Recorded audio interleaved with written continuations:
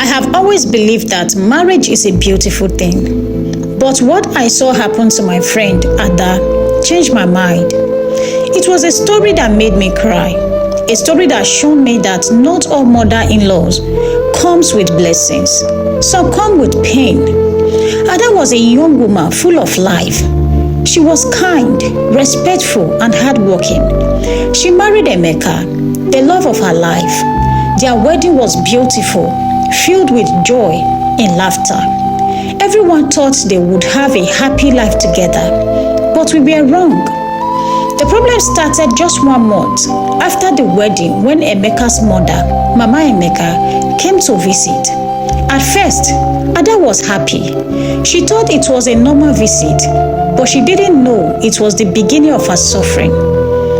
Mama Emeka was a strong woman, the type who wanted everything done her way. She didn't like Ada. I don't know why, but from the first day, she started treating Ada like a stranger in her own house. One morning, Ada woke up early to prepare breakfast for everyone. She made yam and egg sauce, thinking it would please Mama Emeka.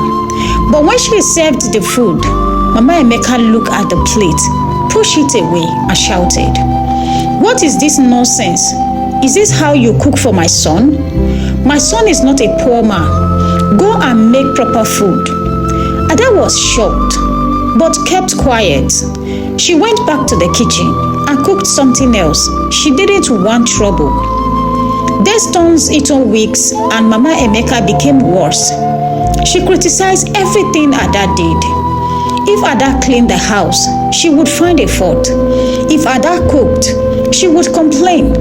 She even started telling Emeka bad things about his wife. "Your wife is lazy. She does not know how to take care of a home. She's trying to turn you against your family." At first, Emeka defended his wife. He told his mother to stop, but after some time, he started listening. Slowly, he started changing. He no longer ate Ada's food. He no longer spent time with her. When she talked, he ignored her. Ada was confused and heartbroken. One night, Ada called me. Her voice was shaking. She told me she could not take it anymore. She said Mama Emeka insulted her from morning till night. She said she felt like a stranger in her home. "I don't know what to do," she cried. "I love my husband, but his mother is making life hell. Should I leave? Should I stay?"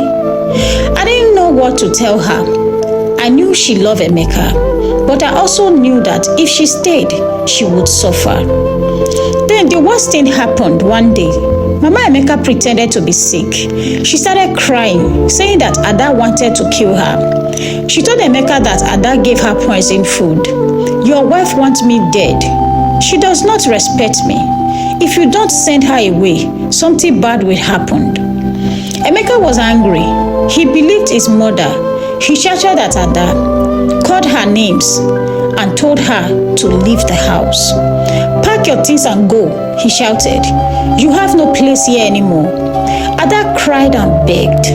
She swore that she didn't do anything, but Emeka didn't listen.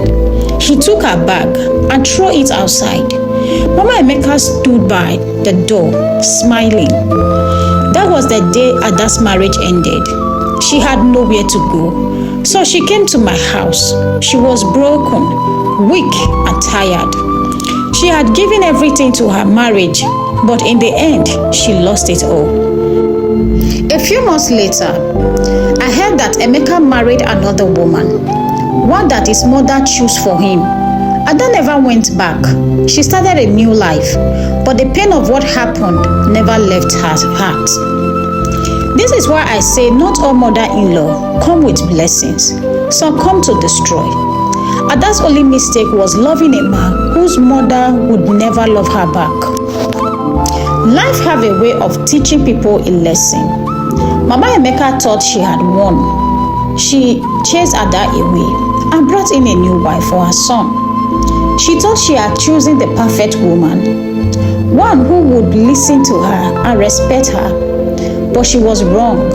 Chinwe was nothing like Ada. From the very first day she entered the house, everything changed. I remember when Mama Emeka first introduced Chinwe to us.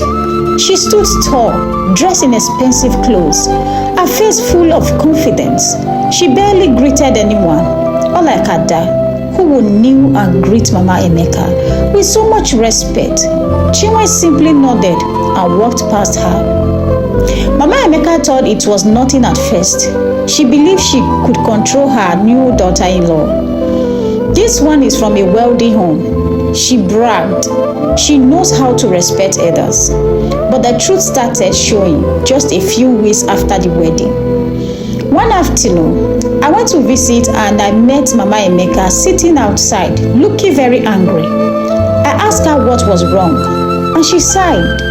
Chinwe is too stubborn, she whispered. She does not listen to anything I say. At first, I thought it was a small problem, but it was just the beginning. Mama Emeka was used to ordering people around, but Chinwe was not someone who could be controlled. When Mama Emeka told her to wake up early and clean the house, Chinwe laughed and said, "Mama, this is not a village. If you want the house clean, get a housemaid." Mama Emeka nearly choked on her own spit. She couldn't believe what she had just heard. Ada would have done it without complaint. But Chinwe was different. Things got worse when Mama Emeka tried to correct her cooking. One evening, Chinwe made dinner, and when she served the food, Mama Emeka took a bite and frowned. "This soup had no salt," she said. "Go and add more." Chinwe dropped her spoon, crossed her arms, and replied, "Mama, if you don't like it, cook your own." That night, Mama Emeka didn't eat. She was too angry. She complained to Emeka, expecting him to do something. But Emeka, the same man who had chased Ada away because of his mother, was now helpless. Chinwe had him under her control. He didn't dare raise his voice at her. "Mama, please, just manage," he said weakly. "You know she has a different way of doing things." That was when Mama Emeka realized she had made a big mistake. She had chased away a good woman who respected her, only to bring in someone who didn't fear her at all. One day, she and Chinwe had a big fight. Mama Emeka wanted to sit in her usual chair in the sitting room, but Chinwe was sitting there. "Get up, I want to sit there," Mama Emeka said. Chinwe looked at her and laughed. "Mama, this is my house now. Sit somewhere else." Mama Emeka was shocked. Nobody had ever spoken to her like that before. She tried to report to the neighbors, but nobody took her side. Everyone remembered how she treated Ada. They whispered behind her back, saying, "She is only getting what she gave to Ada." With time, Mama Emeka became a stranger in her son's house. She sat in silence, watching as Chinwe controlled everything. She couldn't talk. She couldn't complain. She suffered in the same way she had made Ada suffer. One day, I saw her sitting outside alone. Her face was full of regret. I sat beside her and asked, "Mama, how is everything at home?" She sighed deeply and said, "I chased away gold and brought in fire." She had